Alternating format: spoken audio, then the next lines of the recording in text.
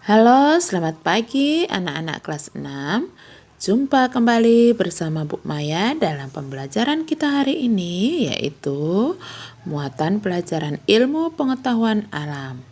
Nah, kali ini kita akan belajar tentang proses menghasilkan energi listrik. Globalisasi mempunyai pengaruh sangat besar bagi kemajuan teknologi terkait energi listrik. Sumber utama energi listrik adalah pembangkit listrik. Contoh pembangkit listrik adalah pembangkit listrik tenaga air. PLTA memanfaatkan energi air yang mengalir. Aliran air dialirkan melalui pipa-pipa khusus untuk menggerakkan turbin. Gerakan turbin tersebut nantinya akan diubah menjadi energi listrik di dalam generator. Nah, itu adalah tentang PLTA. Berikutnya, dalam ruang lingkup yang kecil, beberapa daerah menggunakan pembangkit listrik secara mandiri, dinamakan pembangkit listrik mikrohidro. Pembangkit listrik mikrohidro menggunakan aliran air untuk memutarkan kincir air. Kincir air kemudian menggerakkan turbin hingga menghasilkan listrik. Nah, proses menyalurkan energi listrik. 1. Energi listrik yang dihasilkan oleh pembangkit listrik tenaga air siap untuk disalurkan. Tuh, ada gambar. Gambar kedua, energi listrik disalurkan terlebih dahulu melalui kabel-kabel besar yang terpasang di menara saluran udara tegangan ekstra tinggi atau SUTET. Gambar yang ketiga, energi listrik kemudian masuk ke dalam transformator untuk menaikkan atau menurunkan tegangan. 4.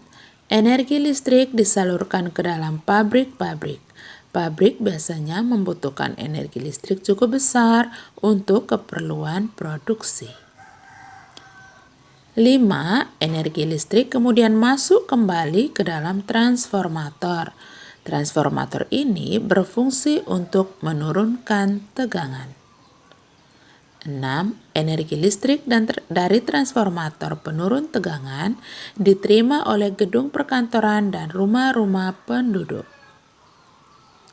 Komponen utama dalam proses penyaluran listrik. 1. Sistem pembangkit.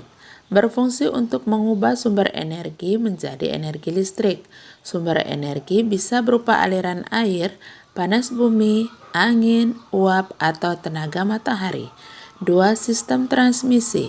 Berfungsi menyalurkan energi listrik dari pusat pembangkit ke pusat-pusat beban. Ada 2 jenis saluran transmisi, yaitu saluran udara dan saluran kabel di bawah tanah. Itu adalah beberapa komponen utama dalam proses penyaluran listrik. Yang ketiga, komponennya adalah sistem distribusi. Berfungsi menyalurkan energi listrik dari sistem transmisi hingga konsumen. Sistem distribusi dibagi menjadi 2, yaitu distribusi primer dan distribusi sekunder.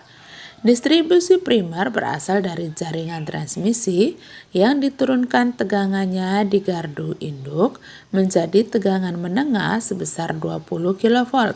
Sedangkan distribusi sekunder berasal dari gardu distribusi menuju konsumen dengan tegangan rendah sebesar 220 volt. Itu adalah sistem distribusi. Kita lihat yang berikutnya. Komponen berikut adalah transformator. Berfungsi untuk menaikkan atau menurunkan tegangan listrik. Transformator juga sering disebut trafo. Transformator terbagi menjadi 2 jenis, yaitu transformator step up dan transformator step down. Transformator step up berfungsi menaikkan tegangan yang dihasilkan dari pusat pembangkit. Transformator step down berfungsi untuk menurunkan tegangan. Itu ada. Nah, anak-anak, komponen utama pada semua pembangkit energi listrik adalah turbin dan generator.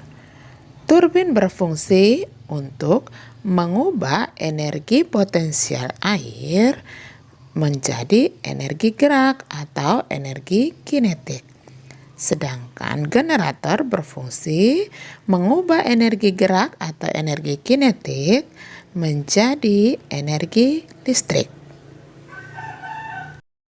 Nah, sampai di sini paham anak-anak? Kalau sudah paham materi kita untuk IPA sampai di sini dulu. Kita lanjutkan pada pertemuan berikut. Terima kasih.